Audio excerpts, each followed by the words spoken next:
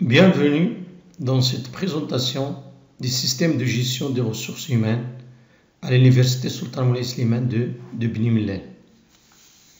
Pour cela, un module dédié à la rubrique métier ressources humaines à l'Université Sultan Moulay Slimane a été développé. Il offre un ensemble de fonctionnalités comme gestion du personnel, gestion des formations, gestion des carrières, gestion des vacations, gestion des absences, gestion de qualité et les tableaux de bord de gestion. Donc, dans la rubrique gestion du personnel, on aura besoin d'un ensemble de référentiels. Donc, il y a les référentiels de structure qui offrent les différents établissements relevant de l'Université Sultan Moulay Slimane. Comme on peut créer d'autres établissements, cliquons sur le bouton créer. Après, il y a les départements. Donc, ça veut dire les départements associés à chacun des établissements. Donc, on peut créer un nouveau département en cliquant sur créer. Il y a aussi référentiel des métiers concernant les métiers des personnels. Ensuite, il y a autre référentiel concernant les villes, les moyens de transport, les salaires, les régions, le niveau de qualification, etc. Il y a aussi un bouton assistant d'import qui permet d'importer les données et un bouton tableau de bord pour créer les tableaux de bord de gestion. Alors, une base de données aussi a été créée. Elle contient des livrables sur la gestion du personnel concernant les demandes, les fonctions, les notes, les salaires et les idées, les qualifications. Donc, je commence par la création d'un employé. Pour cela, on doit cliquer sur employé. Donc, on obtient la liste des employés qui ont été créés. Donc, on peut créer un nouvel employé en cliquant sur créer.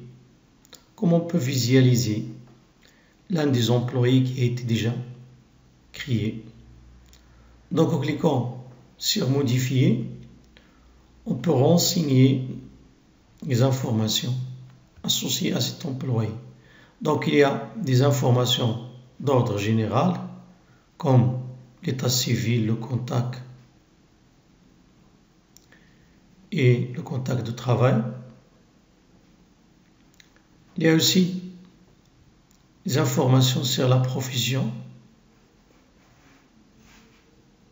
et des informations sur le salaire, des informations sur la qualification et après des informations sur les ordres de mission et des informations sur les demandes. Donc je passe aux ordres de mission.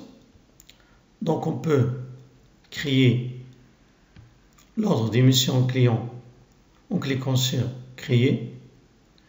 Donc il y a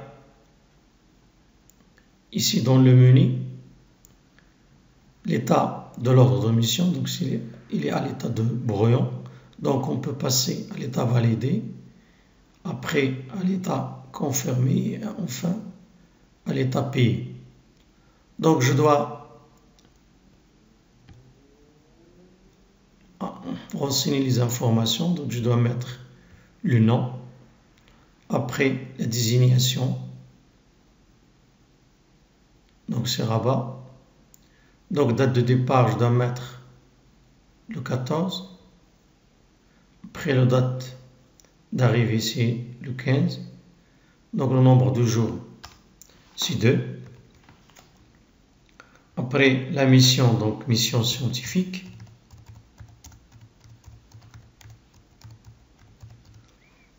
Après le moyen de transport, c'est en général voiture personnelle. Donc je peux mettre prise en charge si lors de mission. Après je dois enregistrer.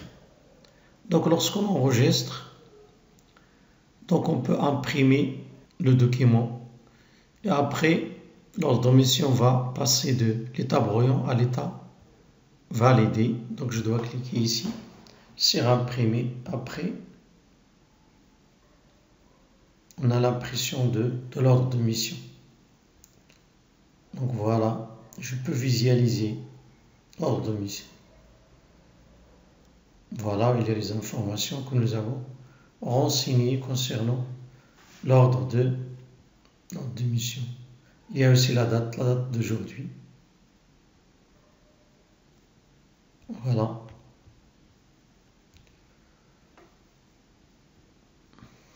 Donc, lorsque je confirme, l'ordre de mission doit passer à l'état payé. Et après, lorsqu'il est payé, donc je dois cliquer sur payer. Donc, il est à l'état payé. Donc, on peut voir dans la liste des ordres de mission, donc,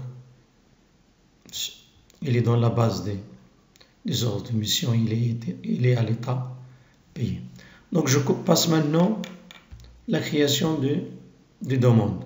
Donc, on peut créer les différents types de demandes, à savoir l'attestation de travail, l'attestation de salaire, l'attestation de quitter les territoires.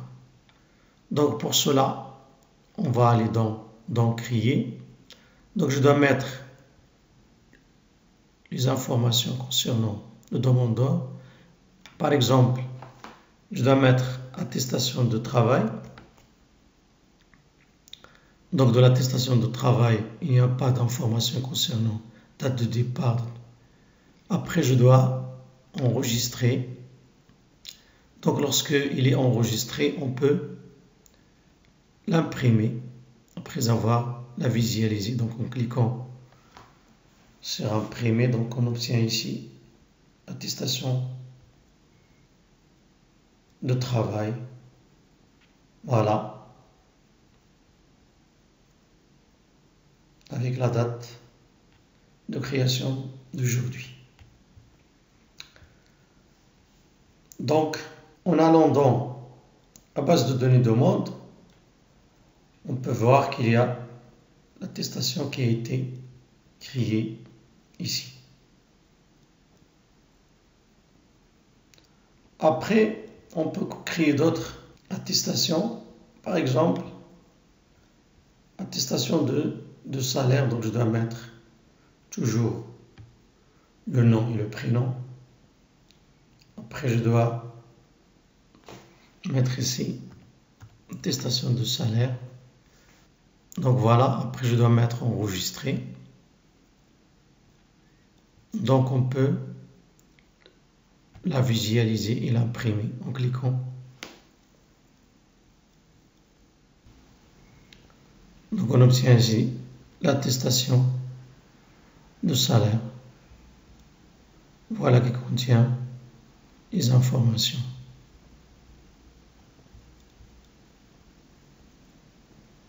Donc, à bientôt dans la deuxième vidéo sur la gestion des formations.